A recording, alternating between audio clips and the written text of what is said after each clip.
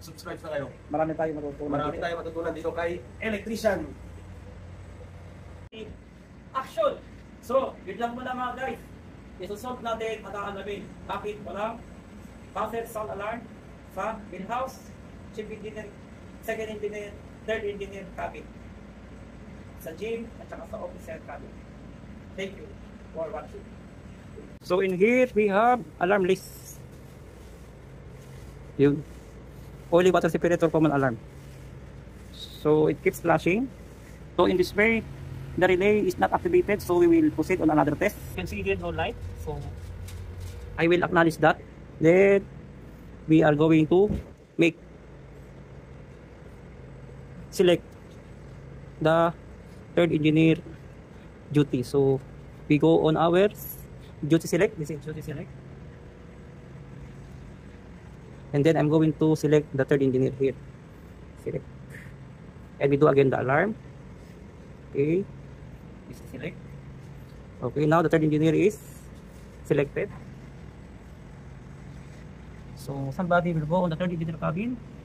Then they acknowledge. Sabihin mo na sec kung na-acknowledge mo na, tapos bilangan mo ng second, 6 seconds. Yun. If they acknowledge on the third engineer cabin and acknowledge by 6 seconds, the bridge will also acknowledge. So once acknowledged on the panel, the flashing light will keep green color, and then this unattended. Wala na yung alarm, acknowledge na. Okay, countdown 6 seconds. I-press naman ni captain sa bridge. Okay. Ayos. Ayun. Umilaw na dyan, sir. Ito na ginawa pala na 30. Okay. So, ilalagay ko na dito unattended.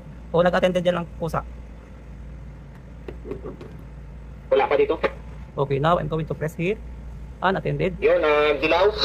Hindi nagpakisindi. Okay, sir. Paki-acknowledge. Sa bridge, okay. Okay, yun. 30 na. Okay, then, yung wire doon sa buzzer natin, sir, nakakonect na. Oo, connected na yung signal. Hindi mo tanggalin na. Roger, sir. Sige, sinanggal yan. Roger, pero walang tunog dito. Sige, okay. Mag-simulate ako ng alarm, tapos i-countdown natin kung kailan siya tutunog dyan. Okay.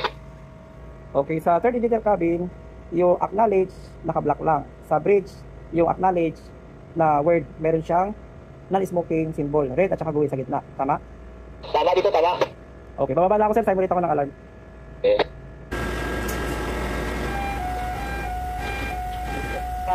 Pakisindi na. Okay, flashing, patay-sindi. May tunog, sir, dyan? Wala tunog, wala. Okay, walang tunog. Wala ka.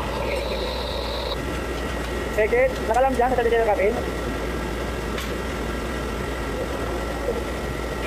Sek, may alam dyan? Sa taas, wala. Pakisindi lang. Okay, kuya. May third engineer, sir. Meron? Bakit? Wala doon daw. Hindi, pakisindi. Okay, standby.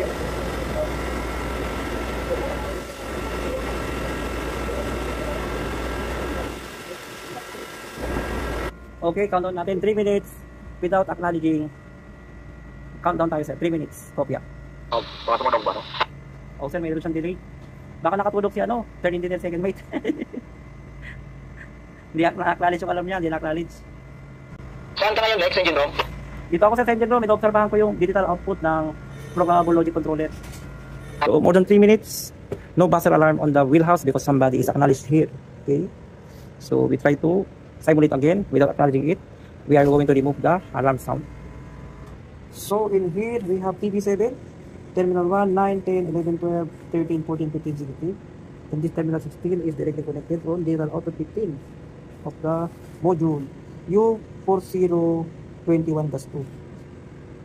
So in here we have for P21 and we have electric automation sa Unico module. The CPU, this is extension unit 1 and this is 2. We are going to check from terminal 15. This is terminal 15 down. Then directly connected on TV7. So in here I have the group relay and we found this K047.76 is for third engineer, 47.65 for second engineer, 47.54 for chief engineer, 47.43 for public address, 47.32 for alarm panel fail, MCU is not fail 722, and 47.11 is for fail, mechanical fail. So I'm going to trace why there is always voltage, and the third engineer, the chief engineer, is always activated. The second engineer is not activated. But even it is activated, there is no sound alarm on each cable. So in here, the third engineer cabin relay alarm buzzer is activated at 24 volts. The second engineer is also activated at 25 volts. The chief engineer is also activated. Here, this is paging system. It's energized. So all relay is energized, meaning if all relay is energized, the contact between the contact between 41, the contact between 12 and 11 is open.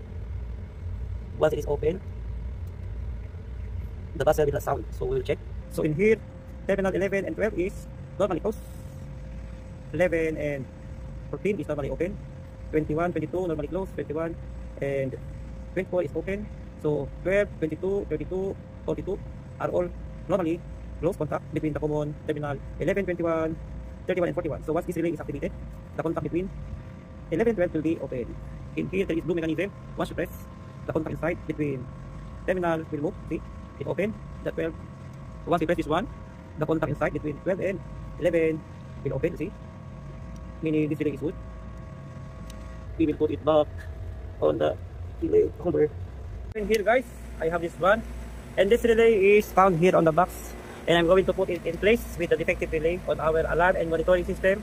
As you can see, there is a terminal of having here 11, 12 normally closed, 13, 32 normally closed, 41, 42, and we have 24 volts DC supply for this, so we can put it in place.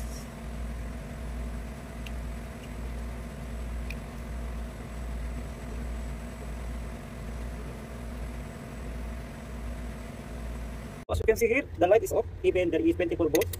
So we try to remove this one, and I'm going to replace with a new relay I found in my workshop. Okay, this is the new one. Yes, sir. Okay. It has now light. Ilaw. Sige, doon sa ano, nagwala ako ng bulb doon. Oo, saglit lang ha. Kapit ko lang ito ha. Saglit. Wala akong baldo na pula. Oo. Yun, ilaw na siya. Yan, ilaw. May mga nakailaw dito. Kaibigan, naka-energize siya, pero hindi mo ilaw dahil sira, no? Sira yung ating LED light. So palitan natin ng bago.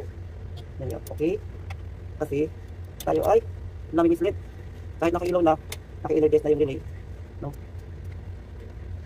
Wala siyang ilaw dahil kung dito na yung LED ng relay. Yan, okay? Strip. Ito mga guys. Ayaw. So I replaced one defective relay on the third engineer cabin. This is the chief engineer cabin, the second engineer, deadman alarm. So here some relay found defective.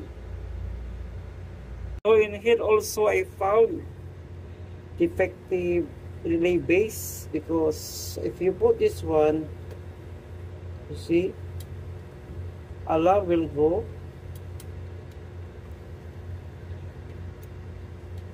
You see, then sometimes no light here. Better I'm going to replace the whole this one. Guys, this is the relay for the third engineer cabin. I replaced new one and we do type 8, and I will call on the third engineer cabin. Okay, third engineer cabin, pasok.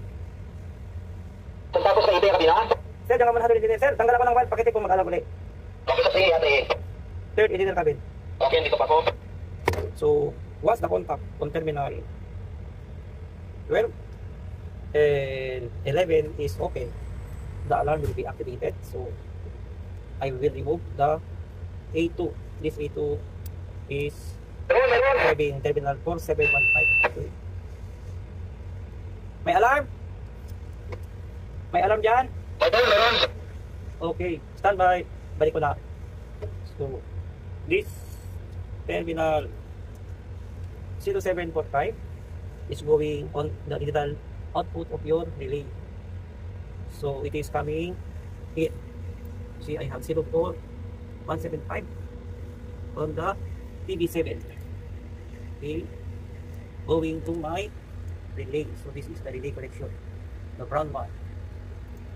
Okay, from here on the terminal 7, okay, I will remove the 4715 to check if the alarm is activated on third linear cabin.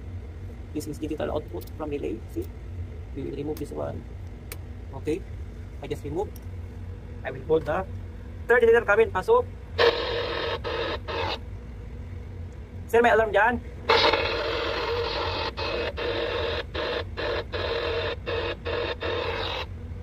So, alarm is coming. Sir, bali, tatanggal ko dito yung 04715. Parinig ka ng alarm dyan, sir, kung meron. Hindi, may alarm. Sige, sir, i-press mo lang. Ibabalik ko lang itong terminal dito. Paki-press mo lang yung radio para marinig ko lang. Yun. So, ibabalik natin ito, guys. 4715 dito. Ayun. Nawala na, nawala. Okay. Isa pa. Yun. May alarm siya. Nakapatay, no? Pero kapag balik ko yung wire, yun, wala. 1, 2. So, dito talaga galing yung alarm natin, guys. Balik ko na to, no?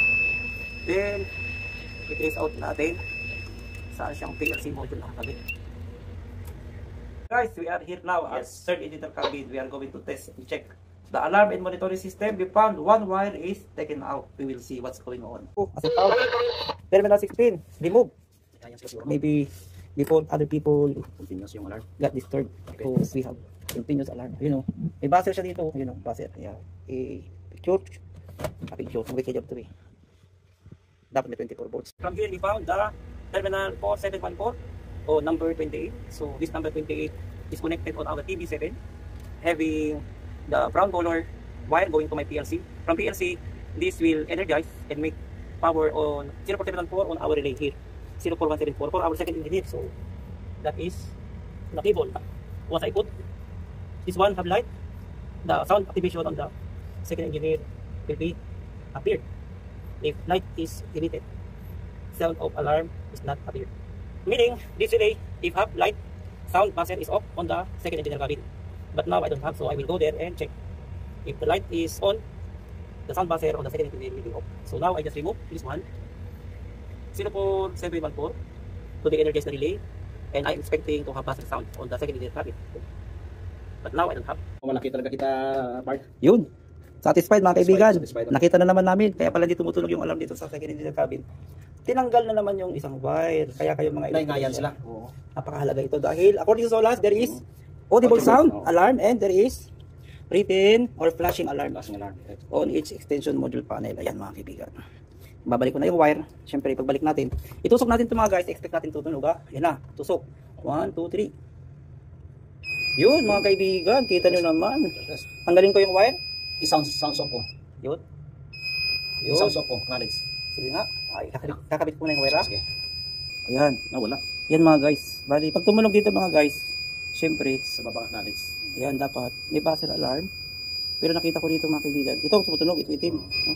Maliban dito sa itim, meron din siyang fire alarm. Ayun. Ito. Pag hindi, patagal na hindi na knowledge, no? Mag-activate tayo ng smoke detector. Hindi, general emergency call. Lahat mga engineers, ma-aware, no? Alarm. Tapos dito mga guys, pag pinito nyo itong actual alarm, yan, Yun. makikita nyo yung mga alarm na meron. Parang bata. Pero wala siyang acknowledgement dahil Control room. pag nagpunta ka sa home, ayan mga kaibigan, makita nyo yung acknowledge. So, meron siyang bilog. Yun. Ang reason yan, Guys, it's okay. I'm going to put back this 0714. That is for the second engineer cabin. Then, I'm going to remove the 04713. That is for the chief engineer cabin. As you can see here, we have 714, 713, and 712. So, I'm going to remove the 712. And here, I have here 4712. This one, okay. Yes, sir. What is your question? Uy, blue torch. Yun. So, third engineer, second engineer, chief engineer. Okay. Guys, ito yung aking master. Assistant electrician, no? Ayun, no? Makikita nyo po, meron siyang 26 volts. Wow. Okay, na-energize na natin mga kaibigan. Pero ang tanong, bakit hindi tumutunog? Alam nyo kung bakit? Meron kami na-discover ng aking master. Ito, meron tayong nakitang tinanggal na wire. Kaya nila tinanggal to kasi doon sa baba, merong isang relay na kahit deactivated siya, activated pa rin. Yun. Ibabalik natin mga Ay, kaibigan. yan sila, no? Tutunog to ngayon. Oh, terminal 16. Yes. Yan. Yun. Kuha na mga kaibigan. Maraming salamat sa akin. Napakabuti. Master. Thank you. The best Number one. electrician, number one elect. Ikaw na pala nakasolve ito. Yeah, master yan. Pag nakatusok na yan kaibigan, dito natin ilagay yung wire. Yun, dapat meron dyan. Subukan natin to, hindi kanyang kaibigan. Si master ang magpapasok ng wire. Pero ikaw kanyang pagpapakos. Yun. Siya kaya magpapasok na. Baon na. Baon na. Ayan. Ah! Anong baon na talaga? Ayan. Mga guys, ngayon, tumutunog yan ha. Tatanggalin ko ngayon yung wire sa baba. Tawanan ng problema, no? Balik Mas kasi. solusyon talaga. Kaibigan sa akin nakakita ng master na ganyan, no? Nag-electrical ano siya, oh, hands-on. Yun. Kasi Gusto ko matuto, no? future na to, future. Master electrician. Sir, pasok. Sir, pasok. I'm going to put back here my cable. This is the Energize. Yun. So, may sound dyan. Walang ilaw to. Lagyan natin. Narinig mo? Yan sir, wala na. Sige pa sir, pakipress. Wala lang sound. Sir, walang tunog, nawala. Okay sir, pakipress mo lang yung radyo mo sir. Ayan. Yun, pag pinanggal tutunog. Pag binalik, mawala.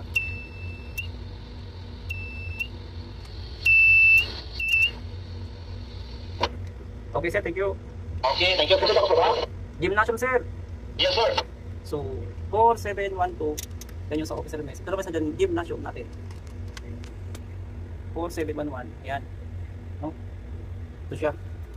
4732. Yan. Tandaan nyo mga guys, kung sino yung mga nakailaw, yan yung mga walang alarm.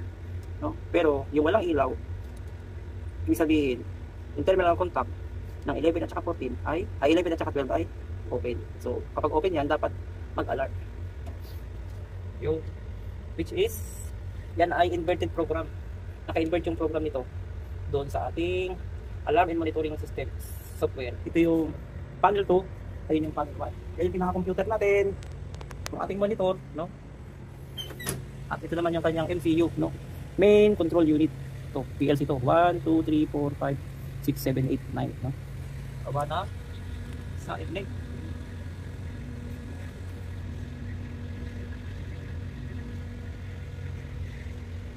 Things, nawala na. Siguro tinanggal na nila. Tanungin mo daw si Ted, baka nilagay sa kabina niya ba?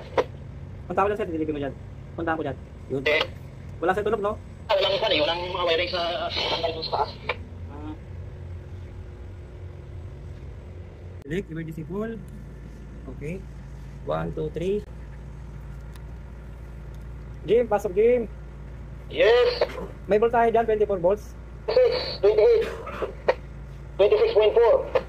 26.4 volts DC. Volts, oo. Tanggalin ko rito yung alarma. 30.0. 26.3. So, I will cancel this one. 26.3, 29.7, ganon. Yun, kinancel ko na, okay na? Roger, oo. Ayun, 300 na siya, no? Nawala yung 26 volts. Nawala. 3297 MD. Volts yan. Okay, sige, punta ako dyan. Ito kanina, 26.3. So, once you press the emergency call, that is the time that the chief engineer room, second engineer room, third engineer room, the gymnasium panel, extension alarm panel, 6.3. also on the mesh room, officer mess have alarm also. Yun, 26.3, 28.8, ganon. From here, we can do the emergency call. Pero 5 más el design. Cancel.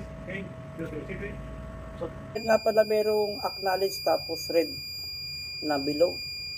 Kasi pag mag-alarm, kailangan ano sir? Doon pupunta sa Ang engineers, kailangan pupunta sa baba, doon sila mag-acknowledge, no? yun, tama. Kasi sir. pag mayroon dito, i-acknowledge na nila dito at saka hindi nila pupuntahan sa baba, no? Tama. Para makita mismo ng mga duty engineer kung ano talaga ang nangyayari sa baba. Sa baba, correct. Yun. walang way dito para maka-acknowledge. Ang makikita mo lang dito is yung alarm indication. Tulad yan, meron tayong General Engineer's Alarm, MGO Storage Tank, Level Water High, Ballast, Cargo Hold, ayan, Interface Cabinet. Makikita niya lang yung alarm. Tapos magsa-sound ito. Mamaya, simulate natin, ilagay natin yung duty engineer sa cabin. Pag once ang duty engineer hindi ma-acknowledge, ma-general engineer alarm siya. After, No. nakalagay dyan, ilan yan? After 3 minutes without stopping horn, magkakaroon na siya ng general engineer. Yun. Okay. So lahat na engineers Dapat tatawagan. Mag-a-activate na yung deadman alarm natin. So, maraming salamat. Yan ang aking master. Number 1. Number 1 electrician. Number 1 master. Talaga. Apir mo na.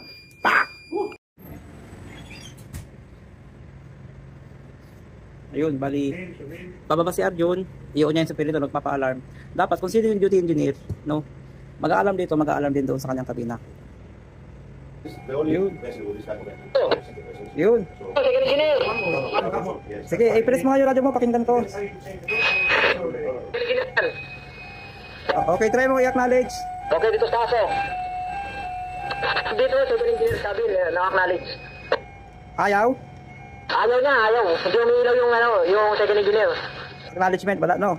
Baba lang yan, baba, buro, no? O sige, bali si second engineer, kailangan baba. Ako na mag-ano dito, acknowledge engine room. Nawala na. Okay. Hello. Okay, wala nang alarm dyan. Okay, sige. I-cancel ko. Punta ka na sir sa chief engineer cabin naman. Okay, punta ko si So, I will cancel this one. Once you cancel, this from unattended, become attended. Okay, so, once again, we are going to do a test on our alarm and monitoring system. Somebody will go on the chief engineer cabin, and then we can press the duty select here. Duty select. Then we are going to select the chief engineer cabin here. Select. Okay. It is flashing. So the chief engineer will need to acknowledge. Okay. Okay, acknowledge please. Ayun. Once acknowledged, this blinking light will be steady. Wala na. Okay, I will press here. Unattended. The bridge will accept. Ayun. Ayun, flashing sa bridge. Once the bridge accepted. Okay. Okay, bababa si Arjun. Magpapa-alarm siya. Okay, water separator. Okay. Chief engineer cabin, activated na. Sumunod din. Okay, chief engineer and bridge coming sound alarm. Pakialam mo na lang sir dyan. Paki-acknowledge mo nga dyan sir sa chief engineer cabin kung kaya. Hindi pwede dahil naka no smoking dito. Okay, dito ko na lang i-acknowledge. So dito meron tayong ilaw dito yung 1, 2, 3, 4, 5, 6, 7, 8. Nakailaw yan. Sige sir, press mo yung emergency call. Okay, umilaw tong 406.22. Sige, cancel. Ayun. Cancel, namatay to. Umilaw yung third engineer, second, third. Tsaka yung sa may officer mess. Isa pa. Emergency call. Ayan. Okay, verified. Third, second, chief, officer mess. Then, pag nag-off yan, mag-activate to. I-on niya yung sa gym. Okay. Testing kami. Testing kami na kasi. Sige sir, cancel na sir. Cancel. Yun. Cancel sir, cancel. Cancel. Yun, verified na. Gumagana kaibigan. Maglalagay na lang tayo ng buzzer at saka ilaw dun sa gym kasi walang buzzer. Now I'm here on the gymnasium and we check this extension alarm panel. It has 24 volts here produced when we do emergency call test, but there is no alarm and buzzer. So I'm going to remove this electrical tape and we are going to put and install this one buzzer and one lamp. So once the 24 volts is generated, the light will be illuminated. This is a DC 24 volts and this buzzer is also DC 24 volts. So it is very important to have alarm and monitoring system with audible sound and flashing light. So attention of the crew will be attended. Okay. Now I just put the buzzer here and I'm going to insert this red light here inside. Then it's pulled by this round ring. This one. This is a 24 volts. Okay. Now I just connected this lamp. This terminal X2 I connected in parallel with the X2 of my buzzer, and the X1 is connected in parallel with X1 of my buzzer. See? So I'm going to connect now the two wire going here to the terminal 15 and 16. Okay. So for now we are just connected this one and this one, and I'm going down on the control room if the buzzer is sounded. Okay. See here I have two spare cable, and this two spare cable cannot be used because all I need is only 2, 4, 6 cable connected on my local area network, and there is DC 24 volts input, and also here I have communication too. So everything is properly connected. So I will be going down now on the engine room. Guys, this is our alarm and monitoring system, and I'm going to test now the engine call and the emergency call. First I'm going to select the engine call. Okay, from here you can select the engine call, and then I will call the emergency call here. So we've got the alarm on the gymnasium. Okay, nag-alarm. Sige, pakipress mo nga yung radyo mo, pakinggan ko. Okay sir, punta ka na doon sa may officer mess. Yes, tama, correct. So, aakyat siya doon sa officer mess, mga kaibigan. Pupunta naman ako doon sa gym. Tumutunog na? Emergency call. Officer mess. Okay. May tunog lang. Sige, aakyat ka kasi doon sa ano, sa second engineer. Okay, kopya sa second engineer. May susi kasi. Yun, from here, we will find that the buzzer and alarm is up. Pasok sir. Yes, pasok. May alarm dito sa gymnasium. Okay, dito, na-check ko na. Second engineer, may alarm. Dito kay second engineer, kahit na nasa labas, magdidinig. Okay. So, clear now. Bridge, chief engineer, second engineer, third engineer, officer mess, gymnasium, hub, audible, and light flashing. Alarm. Yeah, okay na siya. Here also have Okay, dito sa third engineer. Emergency call, alright. emergency call indicated on the panel. Thank you. Okay. So, Hindi dito makaalis ulit, no? Diyan talaga, no? I have here 24 volts. This is my sure. Hindi wala siya ma-excellent, pero sound siya nagpunta rin. Yun, I have here 25 volts. I have here 25 volts. Okay.